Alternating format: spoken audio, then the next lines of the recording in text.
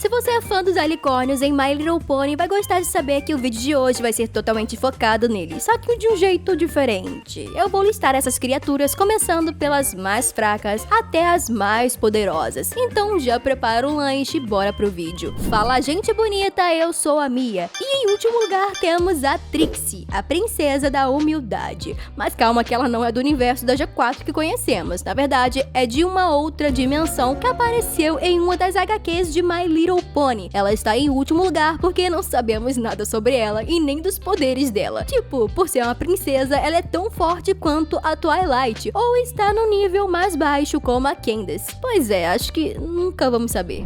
Em 10º lugar temos a Candace. Não fiquem chateados comigo, mas mesmo a Candace sendo uma princesa unicórnio, ela não parece ser tão poderosa assim. Tá certo que só ela conhece o feitiço do coração de cristal atualmente, mas é só isso. É só isso. Se por um acaso a Candace se deparasse com um monstro gigante que não fosse feito de pudim, não acho que ela seria capaz de derrotar ele só com o poder do amor e luz ou algo assim. Mas eu tenho pra mim que a Candace seria uma ótima curandeira que ajuda a fortalecer os pôneis, que nem a Mercy de Overwatch, ou o médico de Team Fortress. Em 9º lugar temos a Sunny Star Scout. Mesmo sendo o mais novo unicórnio da G5, Sunny não parece ter todo esse poder ainda. O que eu quero dizer é que, cadê os poderes de teletransporte ou aquelas magias complicadas que só os unicórnios podem fazer? Olha, eu sei que ela ainda tá aprendendo a conviver com os poderes e tal, mas sei lá, ela bem que poderia correr atrás de uns estudos pra aperfeiçoar a magia dela, porque, mano, a luta dela contra a Opaline foi a mais sensal que eu já vi até agora nessa nova geração. A Sunny só sabia se defender com o escudo na luta, ela nem enfrentava a Pony de frente, e no final nem foi a Sunny que derrotou ela, mas os outros pôneis com as magias deles, enquanto a Sunny só olhava mesmo. Ai ai, mas eu acho que eu estou exagerando um pouco, ou a luta delas foi realmente fraquinha, hein? Me fala aqui embaixo nos comentários.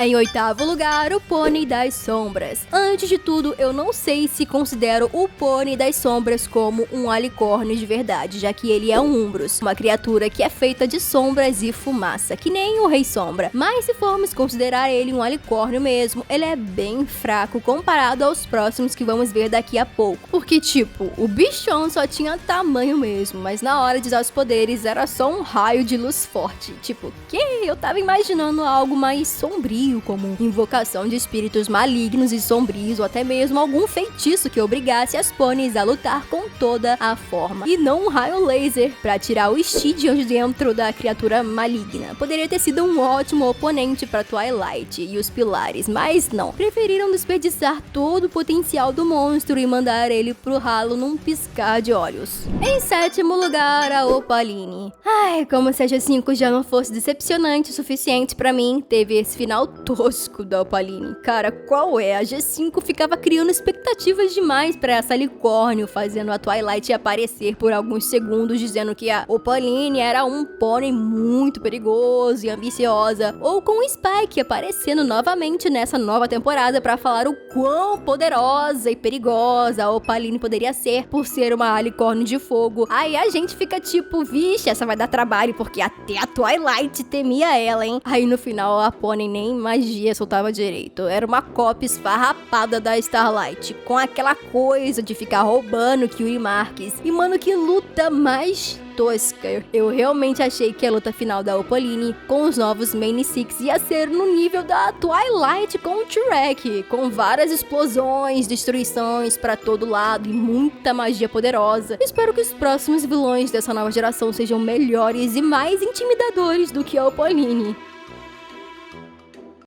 Em 6º lugar, Pinkie Pie. A Pinkie Unicórnio também foi um caso à parte nas comics do desenho, virando a nova princesa do caos. Eu digo nova porque a Pony quase tomou o lugar do Discordia, que é o senhor do caos. E isso pra mim foi bem surpreendente, já que ela se adaptou à dimensão do caos muito rápido, aprendendo até mesmo a como controlar todo aquele mundo, transformando ele na sua própria dimensão maluca e rosa. Mas depois de ter sido desafiada pelo Discordia pra ver quem criava as coisas mais bizarras e aleatórias possíveis, Pinkie perde o seu cargo de princesa unicórnio caótica, fazendo ela voltar a ser a pônei terrestre normal que ela é. Ou será que não, hein? E se vocês gostaram da Pinkie Pie nessa forma de unicórnio caótico, já deixa aquele like aqui no vídeo. Mas se você prefere a Pink na sua forma normal de pônei, me conta aqui nos comentários o porquê. Em quinto lugar, Cozy Claw. O que essa pônei não tinha de tamanho ela teve de maldade, e só piorou quando a pônei se transformou num alicórnio, aumentando ainda mais a sua sede de poder. Mas mesmo com todo esse poder de alicórnio, sozinha a Cozy não podia nada, já que ela era muito impulsiva e nervosa. Ela só foi capaz de quase derrotar a Twilight e os amigos com a ajuda do Tio Rek e da Chrysalis, porque fora isso, não acho que ela teria sido uma ameaça tão ruim assim. Em quarto lugar, Luna.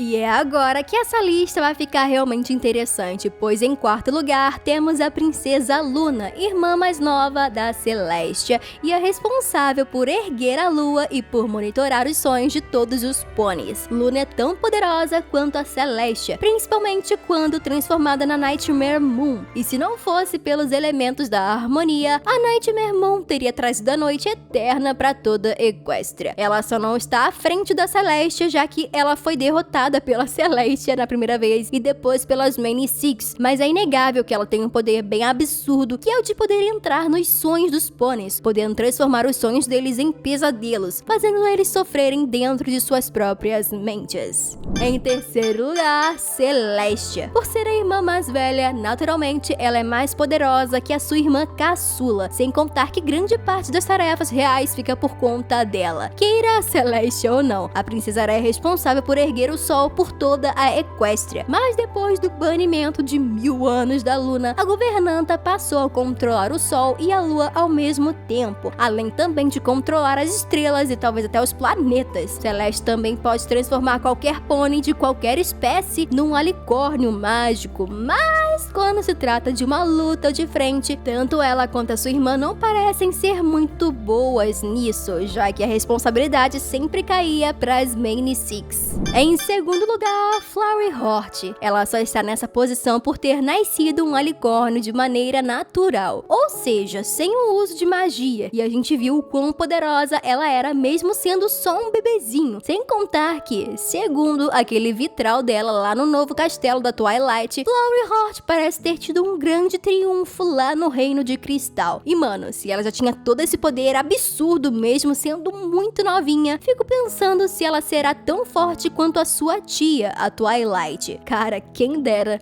se a gente pudesse ter visto mais da Flowey Hort, né? E em primeiríssimo lugar, Twilight Sparkle.